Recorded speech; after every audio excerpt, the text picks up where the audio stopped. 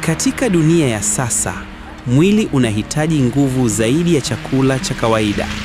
Kila siku tunapambana na uchovu, msongo wa mawazo na ukosefu wa lishe kamili. Lakini sasa kuna suluhisho jipya: Soy and Fish Peptides and Mixed Fruits and Vegetables Solid Beverage. Mchanganyiko wa kisayansi wa peptides kutoka soya na samaki unasaidia kujenga mwili, ngozi na nguvu za akili. Ukiunganishwa na matunda na mboga halisi, unaipa seli zako nguvu ya asili. Mwili wako unastahili uhai, nguvu na mwanga wa afya kila siku.